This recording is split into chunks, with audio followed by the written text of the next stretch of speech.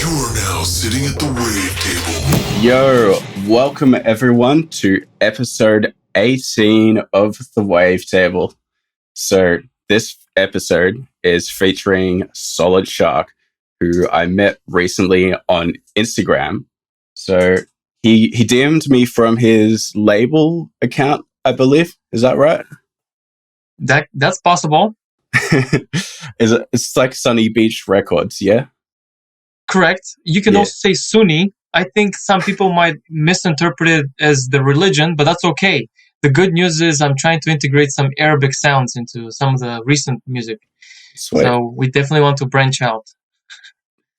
It's really cool trying to incorporate that culture into modern music, because a lot of it got lost to just like sounding completely digital and fake. So oh yes, because the funny thing is I created a new project last week.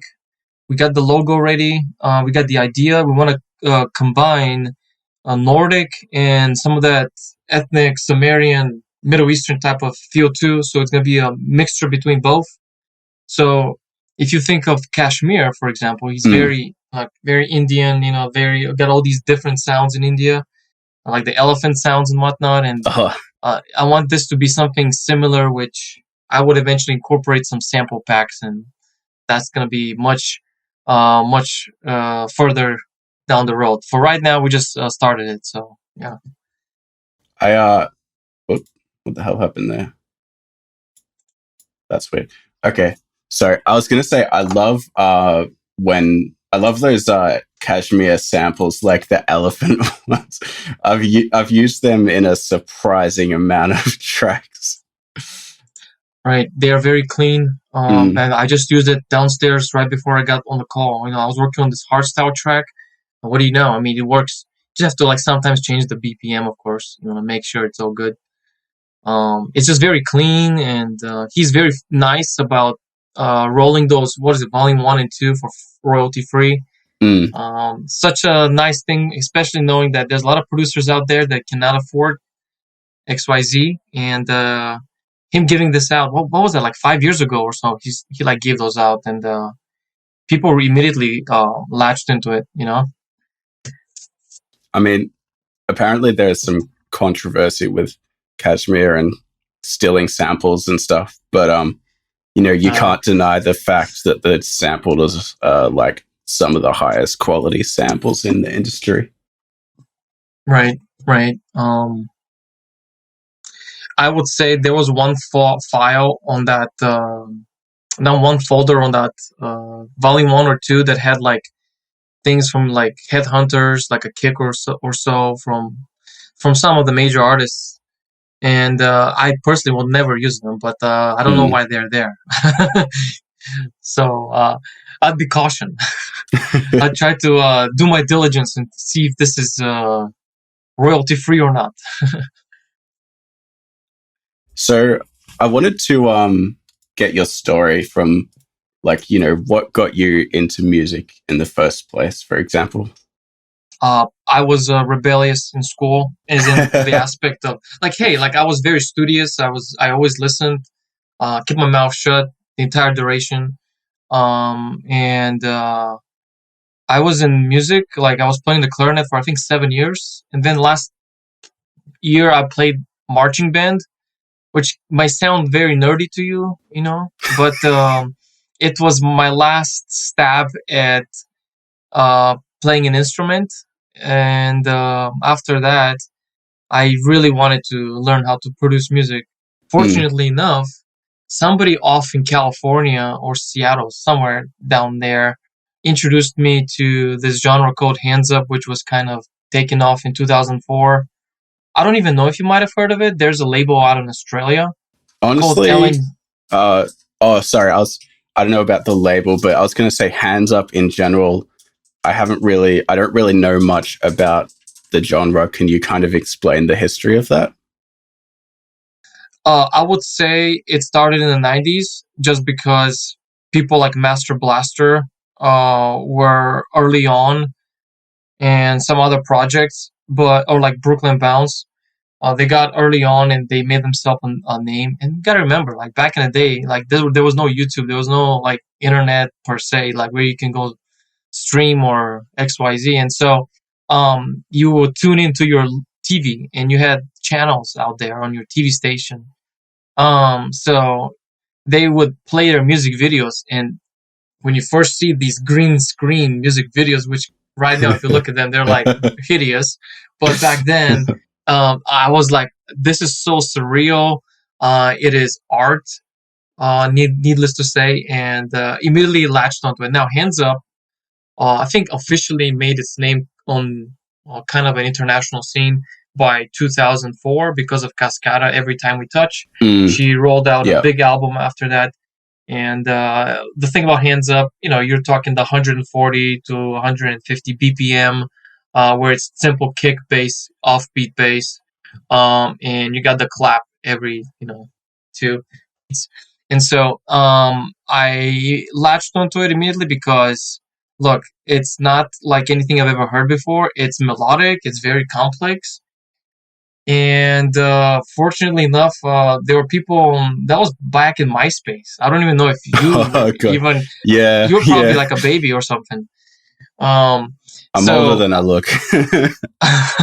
Well, I was very active there. I must say that I did so much damage in Hands Up and then into the lenses of promotion and getting the word out. And I had probably the biggest Hands Up channel period on MySpace.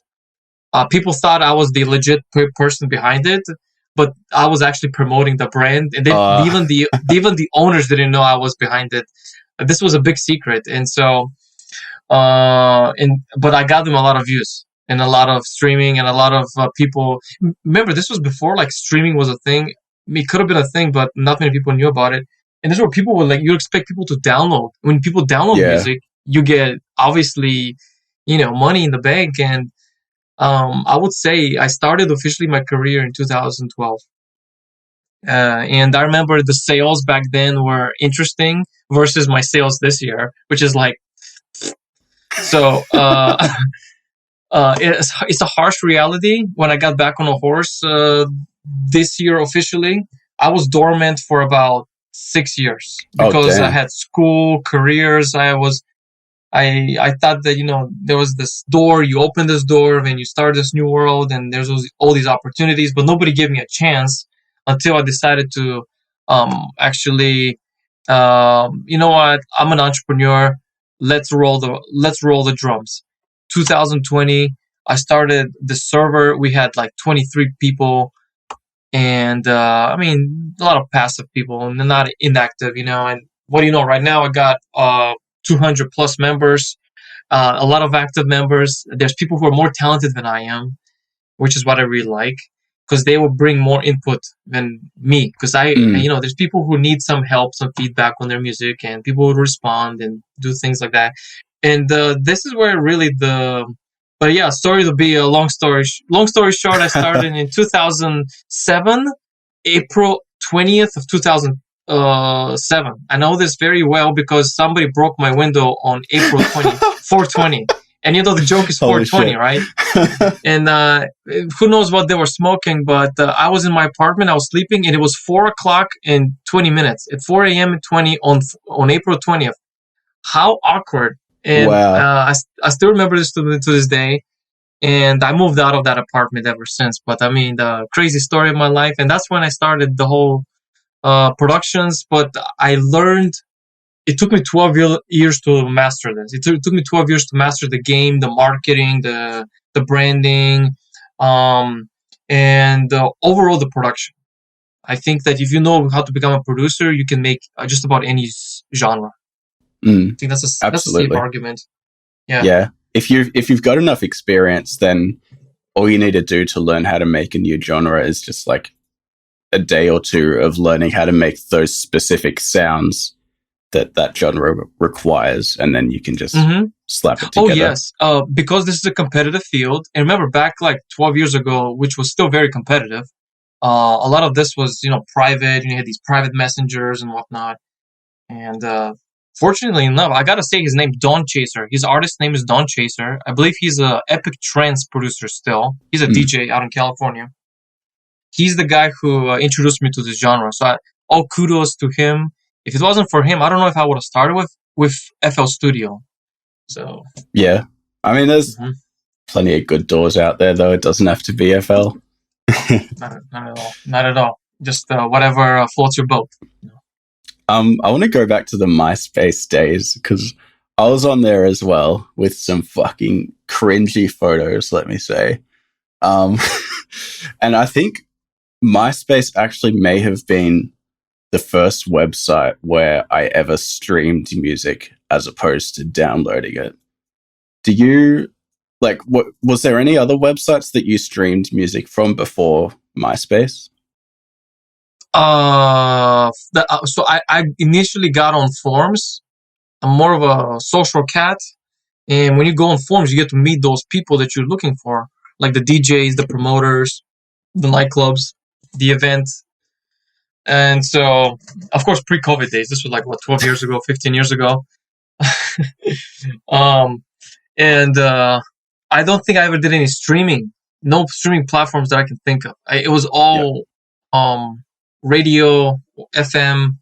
I think I found out a bunch of radio stations and Hands Up, especially through Winamp, their XFM channels. And you would see who are the most, who gets the most views there. Very impressive views numbers on some channels. Man, Winamp was the shit. Winamp, yes. I actually still one of our members on our server still uses Winamp. Oh wow. Actually, no, 2 people. I can vouch for 2 people. I've seen their desktop screens. So you started out like 12 years ago, went through MySpace and all that until now building your Discord server. I thought it was really interesting how you said that there's people that are more skilled than you in your Discord server because, you can kind of look at people who you consider to be more skilled than you, and you can be like, okay, so what are these people gaining from me? But like the fact that you've got a Discord server that's got like 200 people, you're just like connecting the whole community together. How does that make you feel? It is the greatest feeling ever. It is better than me releasing a single because I am almost 30 years old. What do I have to gain? Like, I'm about to release some song. Who cares? But if I actually change somebody's life, whether if they're more talented than me or less talented, it doesn't matter because everybody has their challenges, and I'm just here to put the pieces on the puzzle together. I say this because one thing I've seen out there, especially when it comes down to the cats who are very talented, they either quit or they either are just dragging their feet in the music industry, but they're not making the impact that you'd assume they can make. And so what happens is somebody like me, because I come from the marketing world, I've been in marketing for 3 years, and I learned I wouldn't say ins and outs, but I just learned what it comes down to it from like a 3,000 foot bird's eye view, and how much damage you can do if you have a very strong market. So I say this to them, like, why would you release music? I just say this to any artist. Why would you release music if you have no audience? If you have no fans, why would you do that? How about you start picking up on those fans and do something about it? Now, you got things like Instagram nowadays. You can make a bunch of random things like memes. Like you can make like production meme, EDM memes, just to latch people onto your account because it seems interactive. And when they see that you're very active, and then all of a sudden you drop this new song, and they're like, oh, now he's now an artist. Well, that's cool. Now I can follow him. But meanwhile, you're running the motor on Instagram. You're getting more followers, and it's organic, and you have to do that. And market is more important than actually releasing music. And I really want to say this again. It's more important to have a market than actually releasing music, because if you just release something I've met so many emotional wrecks, and emotional wrecks are people who are very obsessed with something, like whether it's the genre, like what it's like falling in love, right? And either one of the two individuals is going to become obsessed with the other person. Yeah. That's not what needs to happen. You don't want to become obsessed with the genre. Do not become obsessed with this, because when you become obsessed with this, and if you hit a bump and then you drop on your face, then what? How are you gonna get back on a horse? Most people then you quit. just stop. Yeah. I think I quit about 6 or 8 times in the last 12 years. But my story, I have a podcast that I did on this other. It's called the Trend Station, and I did a 1-hour podcast with them to explain my entire personal music story. I highly recommend checking that one out. It will outline everything that I went through, the hardships, and what I did to overcome it. Sweet. I'll definitely check that out, man. And I really liked what you said about artists who kind of drag their feet in the industry. They make music because that's the part that they want to do, but they know to be successful, they have to do these other things like, personal branding. But they just don't do it. I mean, how many hardstyle managers, how many hands-up managers are there? I don't know if there's any. Yeah. I mean, I've met a few, but it's like they're very goofy or they're immature. I don't know if they're doing marketing. They just have a lot of subscribers, but that doesn't mean squat. I want somebody to actually bring asses on seats, or just sell nightclubs and stuff like that. And but you got to take things serious. Some people are very silly, and it's very important to be taking things professional. Yeah. In 2020, people need to realize that to make it as an artist, you need to be also kind of an entrepreneur. Like, you need to build that personal brand on social media, like get that following. And like you said, it can't just be the music, because if you've got 0 followers and you put out music, then 0 followers are going to listen. So absolutely. You need to be making things, like you said, like memes, quality content, such as like producer guides and stuff, podcasts like this, just anything that people can possibly find value in that actually gives something to them. Because if you think about a business, most businesses are about finding what the market wants and finding the best way to provide that to them. But when you're running a music business, you're making what you want, and you got to find out how to get people to you. So it's like the complete opposite thing. You need to to provide value. To comment on that, somebody ran their mouth on Instagram on a comment I made on this music coach branding Instagram account. And she's like some miner somewhere in the US, I think, who commented on my comment essentially and said, you're a poser. And by the way, I wear these sunglasses, and they're prescription sunglasses. It's not that I want to wear them because they look cool. Sure, I like to look cool, but they're prescription sunglasses, and I want to get a very good light, so I do these videos outside. Yeah. And but anyways. And so, obviously, I don't have that many followers and everything. So, and then I went on her account, and I'm like, okay, so you're saying that your claim to fame is 1 million 1 million streams on your latest song on Spotify. Sure, I mean that even if that was based on only the United States, that would have generated $4,000. So you're talking now the record label will take the major chunk out of that, and then they will distribute that. So what's there to show off? That's all your claim to fame? 1 million streams? Okay, if that's what your goal is and you accomplished it, and I mean, sure, she had like some 20,000-30,000 followers on Instagram, but still, like, what is it? And so I've seen that, and going back to the story, which was, you want to make sure that you have some fans when you make this music. You want to make sure you get some eyes on the target, some listeners and stuff like that. And what can I say? There's many ways how an artist can actually make it from nothing. I really mean it, from nothing. Like I can take a person down the street and I will work with him on a day to day if he had the golden voice that can get me to the Yeah. brass to reach the brass ring.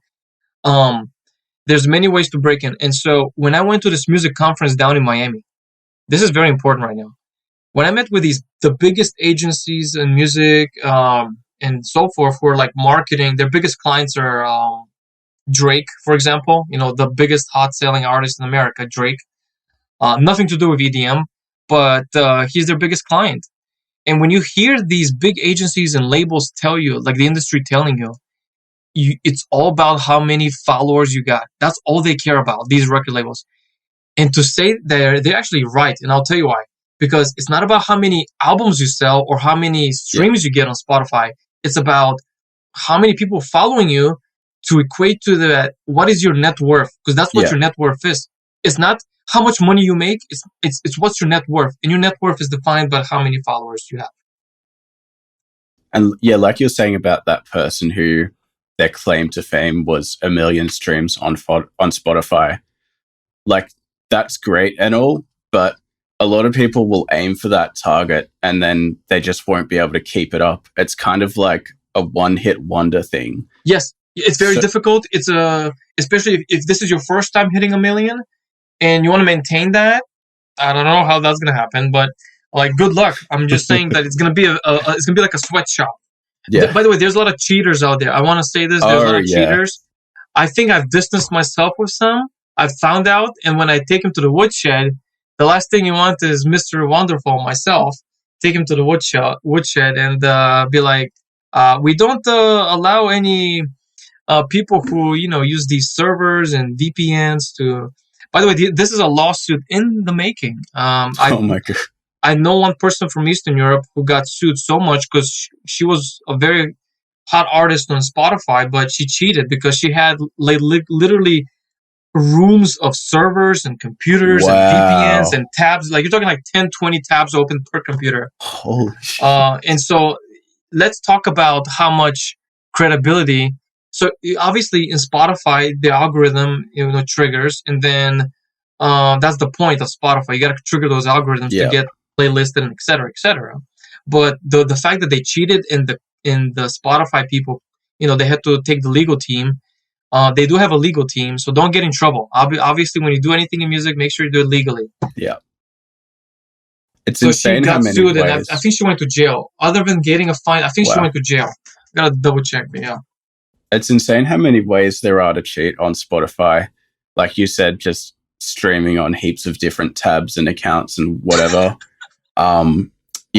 Paying to get onto playlists. I was actually considering doing that at one point, but I found out that you can get banned from Spotify for it. So don't pay to get on playlists. Yeah, don't want to do that. Don't do that. I've heard scammers. Yeah, people like. Not only is it bad to pay to get on playlists, but the playlists, they probably have fake plays in the first place, so it's not actually. You know what it reminds me of? It reminds me of I'm a sucker for cheap stuff. Like, if I see an ad about a cheap boat that they're selling somewhere on my social media, if I'm just swiping through, oh my God, this boat costs $60, I can buy it. Because it's COVID, and my mind tells me, oh, it's COVID. They're selling on sale because it's COVID. Right.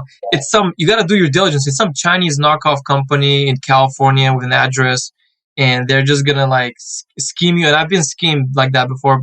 I once bought like this fishing rod that's the size of a pin, and you enlarge it. And apparently this was not actually, it was a Chinese company. And when I went back and forth on emails, it was pretty hilarious. The fact that I fell into this loop, into this trap. So there's a lot of these companies. Definitely watch out. Don't get sucked into it. I was actually thinking about buying some like an instrument, but I was looking at the listings. It's like $350, right? Seems like a reasonable price for an instrument. But then you read the description and it's just like, replica. This is 1/10 of the size of the actual instrument. And like, I couldn't actually find a decent listing for any of the actual instruments. They were just all replicas that were like $300 to $1,000. It's ridiculous. Yeah. So I feel like you've already made it quite clear in just the way that you're talking and how seriously you take the music business. But I wanted to ask you anyway, like, in what ways do you think you stand apart from other producers, DJs, and label owners in the industry? Very good. This is probably my favorite question of the night. And I hate to be a narcissist. I don't like being a narcissist, which is why I don't like talking about myself. But let's just talk about what has happened. And so when we look at the testimonials on the server, people come out and saying, "Oh, I came from another group, out of a karaoke group, but I joined the server and I was able to actually get my new song released. I was picked up by a label immediately because of my talent." Or how about That's this awesome. guy? He came out of Finland, and he essentially the entire record label provided all the services. He didn't pay anything, and they were able to fix up remixes for his single and release it. And it got into top 62 or no, top 67. I think it's top 67 on the top albums in German dance charts Damn. for like a day or so. So it was a short ceremony, but the success was short-lived. But I Still think a great that. milestone.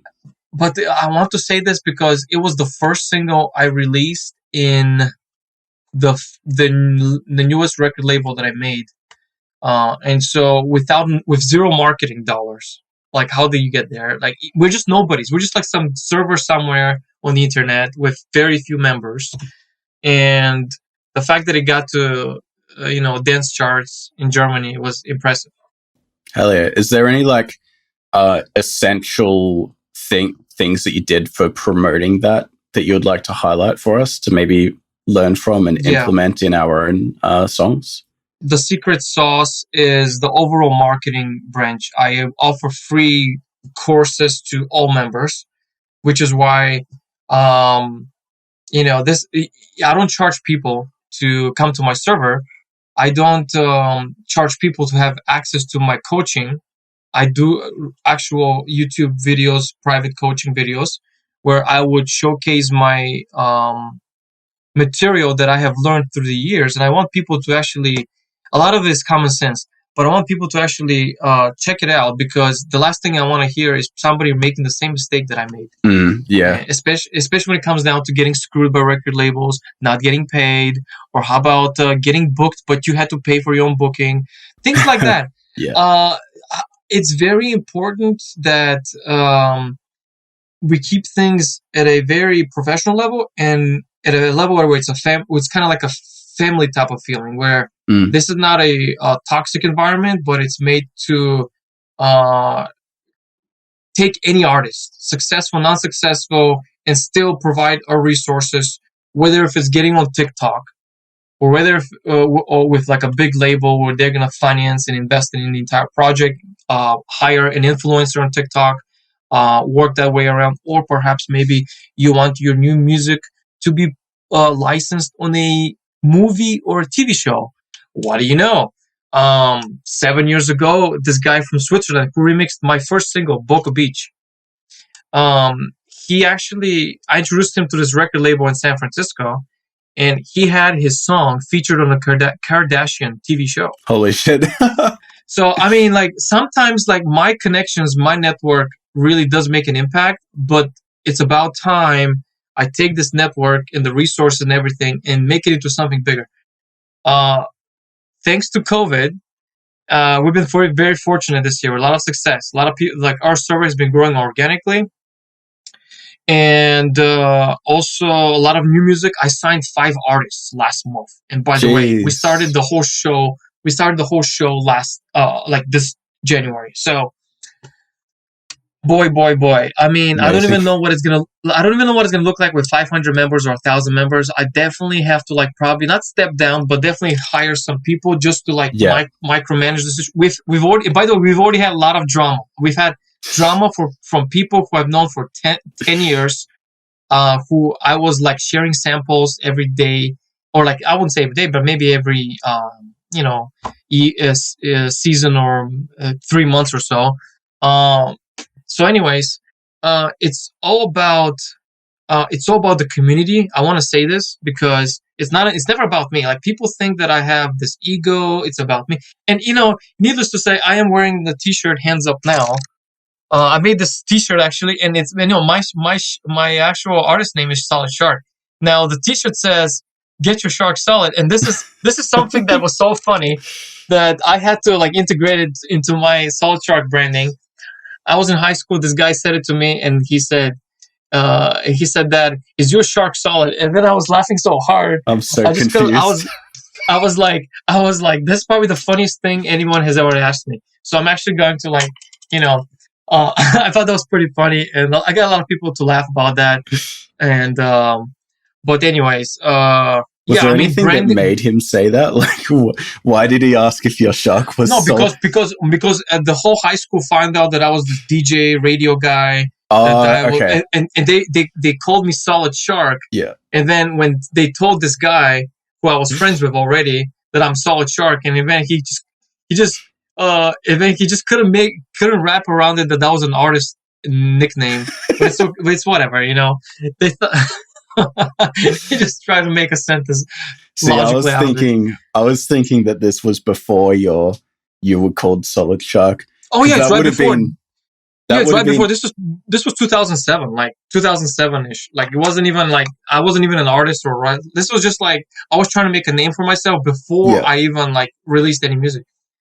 I was just thinking though, like, because you're already DJing or something under SolidShark, right? Not at all. Oh, okay. So he's just randomly like. No, randomly. That was the funniest thing. That was the funniest thing anyone has ever asked me in my life, probably. Oh man. So, okay. 12 years in, you've had a record label, releases, Discord server, massive community, guides for producers and music business as well. What else are you looking to do in the future? Because I feel like you've covered so many bases. Once we hit our milestone, which is going to be a lot of members on the group, obviously we will already make ourselves a name in the world. And when that happens, let's take it to the big scenes. Let's take it to the big stages of all. Let's make a festival. I want to make this brand into a festival.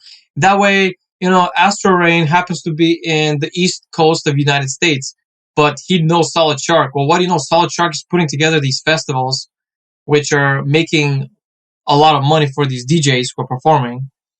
So whether if Astroreign wants to perform or do something with it, he knows SolidShark, So I want to turn this into a festival because I know where this. Look, artists want to get paid. Artists, 2020, it's COVID. There's no events. There's nothing. Yeah. And it's very difficult.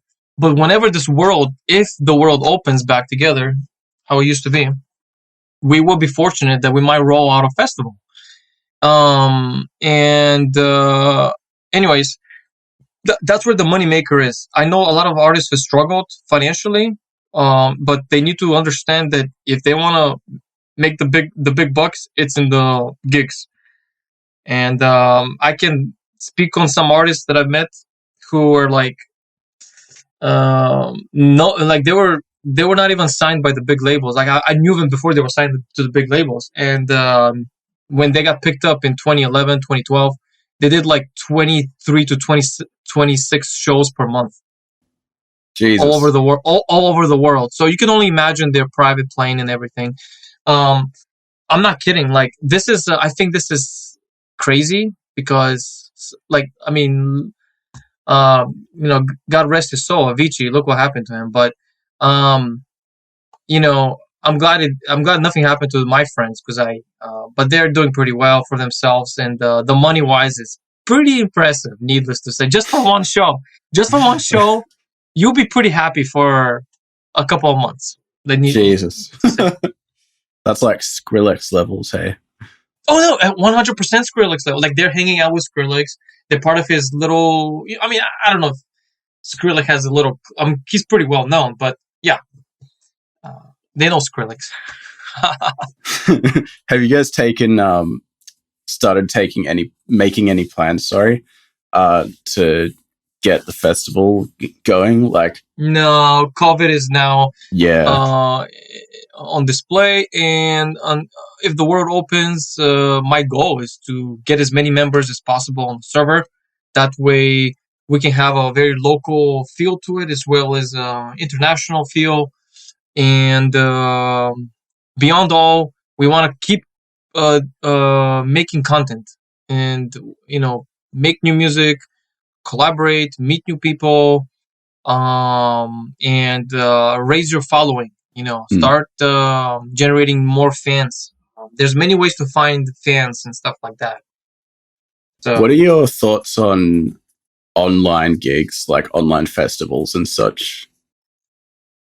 I think that if you're somebody on Twitch with a handful of followers and you're looking to keep growing that, there are ways to do that. I mean, a month ago, I was invited by one of the members.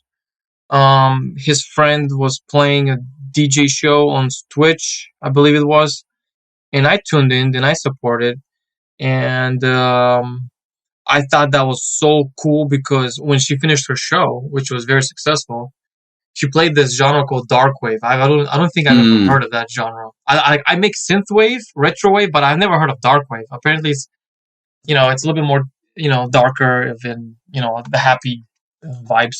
So when she finished her show, she was able to take her Twitch and like all the people that were on her Twitch, like streaming on her Twitch, she was able to take them and migrate them to another Twitch account, like where they're another DJ. I'm like, I've never seen that. I think there's potential there, but I want you to keep in check that as of recently, I think Facebook and Twitch have put up a bunch of several things out there that they don't want to allow DJs to play music. So you gotta keep in mind that you're relying on these platforms, which they have all the power, because you're playing by their rules. So if you wanna keep doing that, you gotta notice that you're playing on their terms. So it's very limited. That said, like Facebook and Twitch, you can absolutely get, at the very least, you can get your stream taken down. At worst, you can get banned. 3 strikes. Look, the last thing you want, like I've got this guy, he's got a lot of, I follow him on YouTube. He's got so many followers. And I can't, like, his numbers are ridiculous, and he makes a lot of views on his videos, and he's got 1 strike, and the second one was his video editor featured some artwork from some character that they made on DeviantArt, and apparently they own the rights to it, but and then they're now taking this to a court because the guy's doesn't want his YouTube to be removed, because if he gets on the second strike, and look, 3 strikes, you're out. So you cannot dispute that because YouTube is playing, and I've heard worse stories than lawsuits. I don't want to talk about it because it talks about death and shootings and things like that. Oh, well. But anyways, YouTube, they have definitely, I don't know, YouTube is great, but there's a lot of crazy things happening, man. I'm just telling you, like, if you play by somebody's technology, that you're playing by their terms. Yeah. So you got to always remember that. That's why I wanted to bring up Mixcloud, because obviously, the whole point of Mixcloud is to have mixers on there. So they've gone through the steps to make sure that you can put any music on there in your mixes and it won't get taken down, right? And they've recently started to roll out live streaming on Mixcloud. Not only is it audio live streaming, it's got video as well. And my friend Big Boss, I made a story the other night because I was watching his stream on Mixcloud, and it was great. Like, it was literally just like watching a Twitch stream, except it's on Mixcloud. I don't think they have the raid feature that Twitch has, but it is a platform that's 100% dedicated to the music. And I think that anyone who streams DJing on Facebook, Twitch, YouTube, whatever, those all have shit fucking rules for copyright. So you should really look into Mixcloud. I'm going to send you a platform. I'm going to send you a link to a platform where you can upload anything, mixes, songs, vocals, anything. very friendly. Is They're it Clip It? no, it's actually Russian, Okay. and all the DJs go there to download the latest and greatest music for free. And anyways, so absolutely no restrictions to anyone. They're very thorough about everything. Like, hey, is this original? Is this bootleg, unofficial, whatever? You check all the boxes. What genre, what BPM, what key. I think that itself is probably one of the best platforms because they have little to no advertisements. I Right. don't think they even have advertisements. So is this like actually a legal website or is it not? Well, look, it's the Russians. So who's to take the Russians to court, right? So, yeah. but needless to say, there's a market in Russia. I have friends who go there. They've been very successful. They've had gigs there, and as the world is going crazy, like the Russians, on the other hand, they're allowing this platform that's like SoundCloud, but with also you can chat and make comments and stuff like that, and a little bit more. So I'll send you a link to that after the call. That sounds pretty cool. Yeah, so we've talked a lot about your Discord community, and I was wondering, was there something that made you want to choose Discord over Facebook? Because I know Facebook groups are a big thing as well as Discord for artists.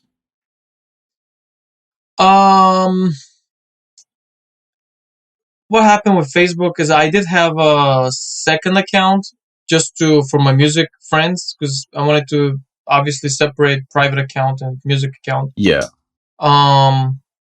Until I removed my second account, which was a dumb mistake because now I cannot make another account. I have to comply by all their rules and stuff like that. Like, you have to take a picture of your driver's license and all this, and I'm like, get out of here. Oh my god.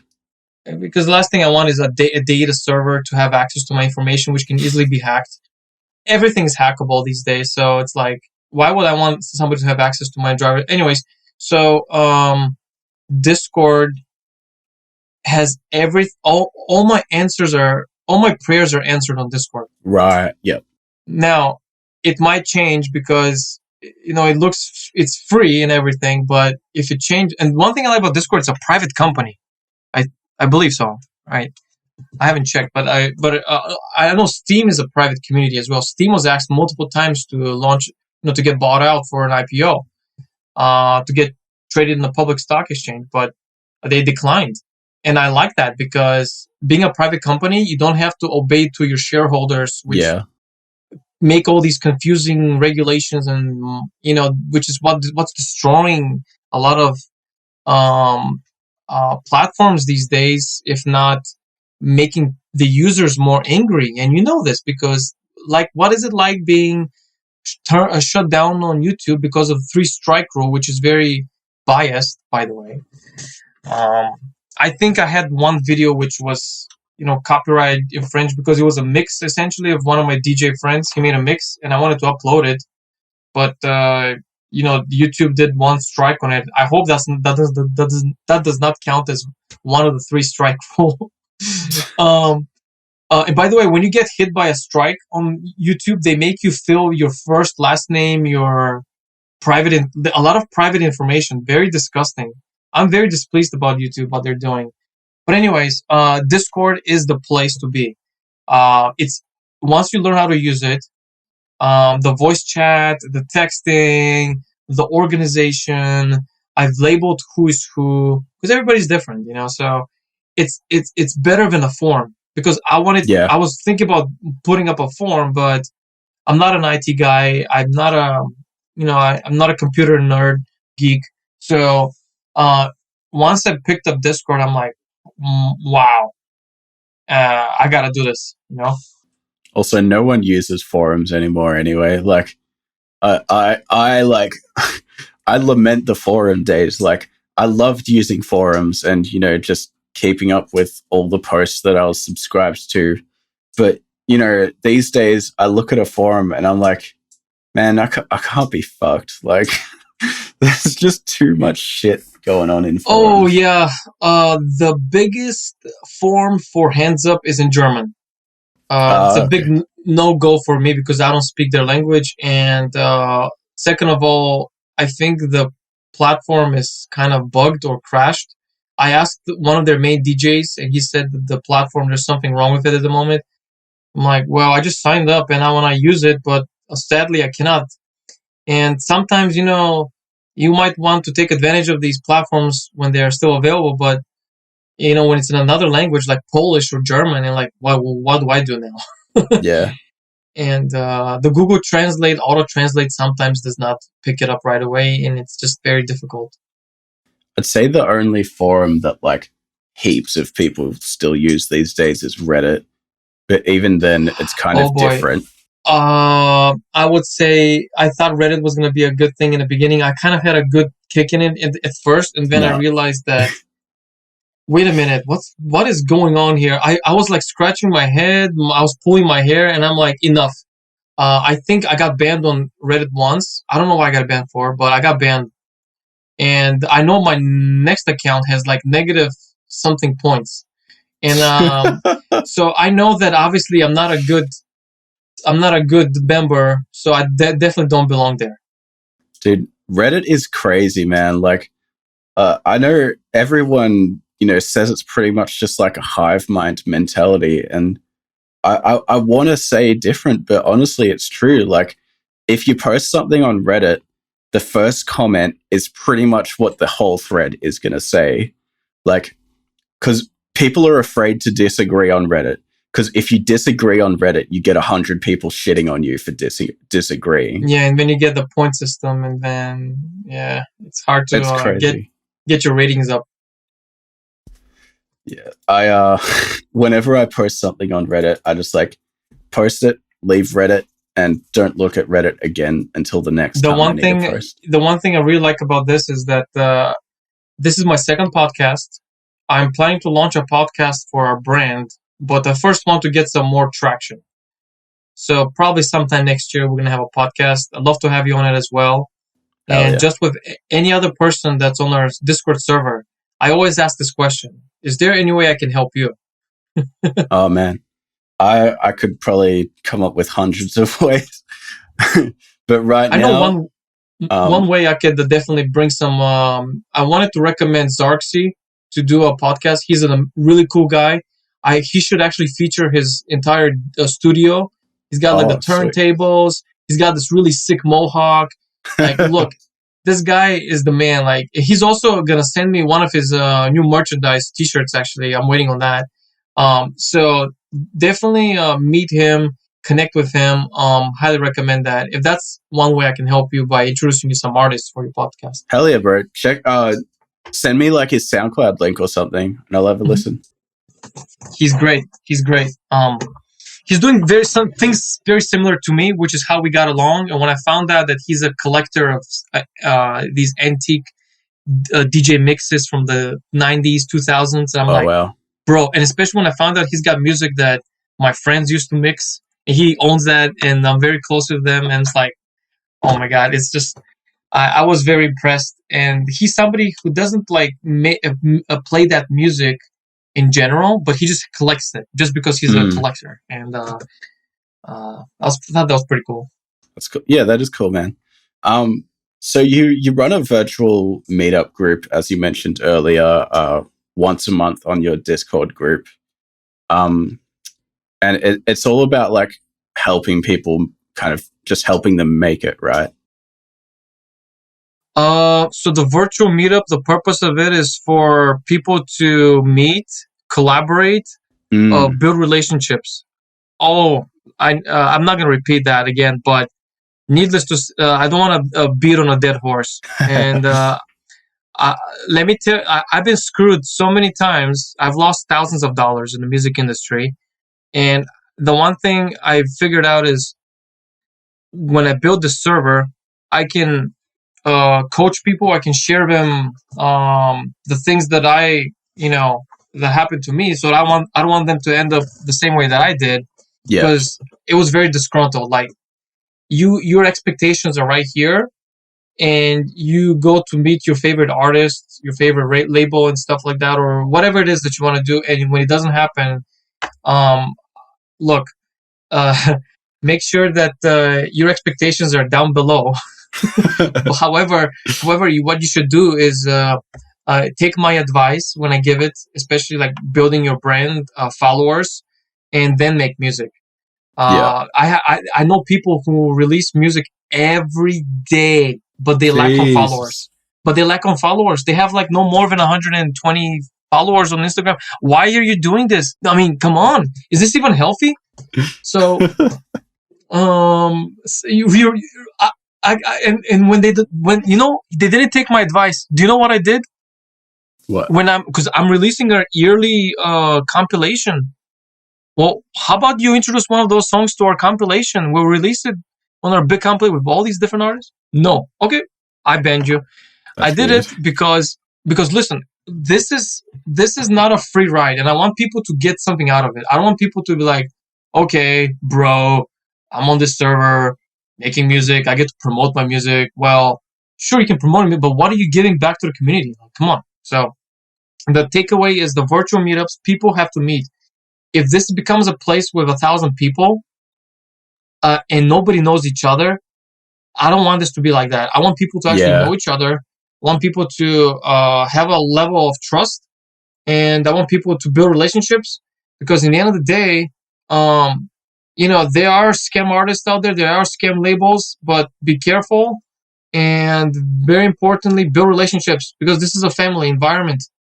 And sometimes I gotta take my I gotta make the right decision to make sure nobody does something bad. So it is hard, like moderating a Discord community, especially if you don't have other people helping. Sometimes it's fun, sometimes it's not, because like I'm running 25 companies right now, and add 3 companies as well, like Hands Up Now, which is the Discord server, the 2 record labels, that's 3 extra companies.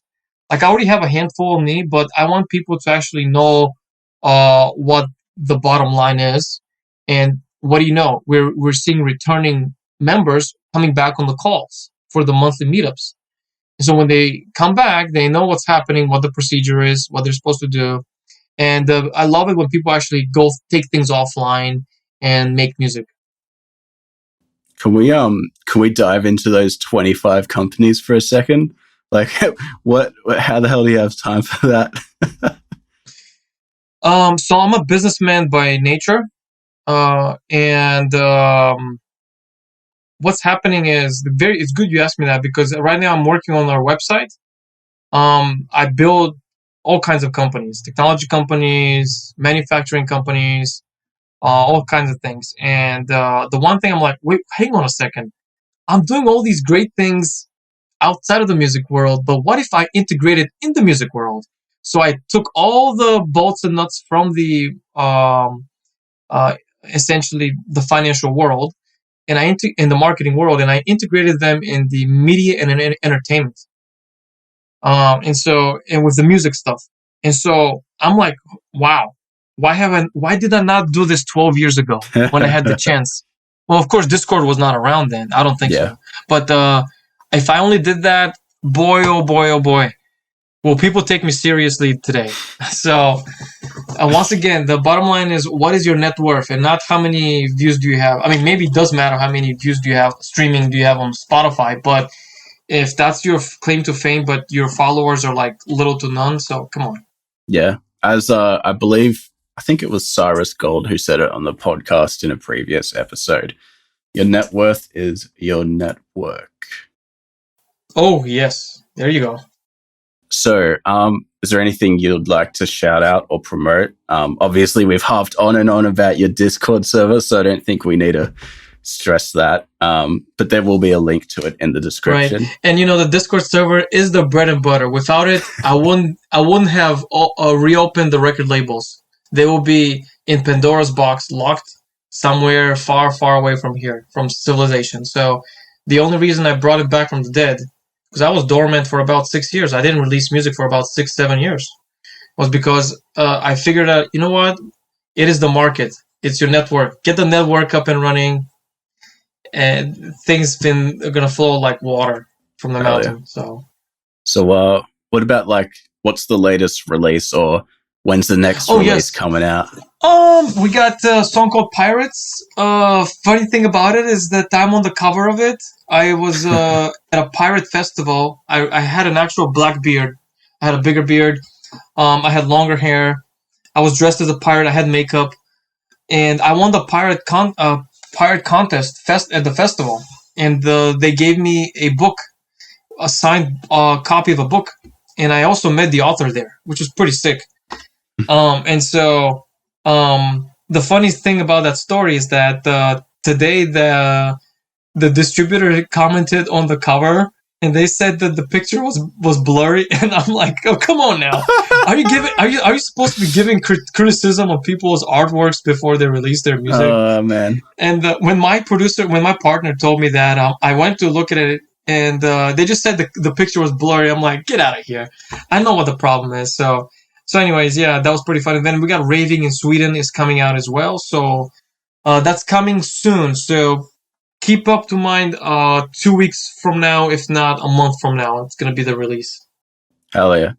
And that's for the live stream though, but by the episode, or by the time this episode comes out on Spotify and YouTube, it'll probably be like, it might even be out already. Whoa, that's cool. So yeah, I think we're just about good here. Yeah, give me links to all those things that you want to promote, and I'll chuck them in the show notes and stuff. And yeah, thanks for coming on, man. It was a pleasure having you. How do you say the artist name? Is it Astroreign? Yeah, Astroreign. Astroreign. Okay, there you go. That's awesome. Well, look, a pleasure of virtually meeting you. It was a blast. I love doing these podcasts because in the end of the day, we are social creatures and we have to socialize. Yeah, it's like as much as you want to stay inside, and if you're like me, just play games all day and stuff. Oh boy, I've had people telling me they're introverts. There's people who are extroverts. I'm like, get out of here. As soon as you create a very bubble or environment around you, and you're one-sided and you don't meet people and things like that, I don't know. I've seen bad things come out of it. A lot of emotional wrecks, like people seeing the world the way they believe the world is, but it's actually not, because the world is, there's a lot of people out there, there's a lot of ideas, so you want to make sure you connect. Yeah, I used to be like that, but eventually I realized people just need other people, and that's just the way humans work. Yeah, you got to get out of the rabbit's hole. That's the biggest takeaway here. Hell yeah. So let's wrap it up. Episode 18 of the Wavetable featuring SolidShark. Peace, guys. All right, y'all. See ya.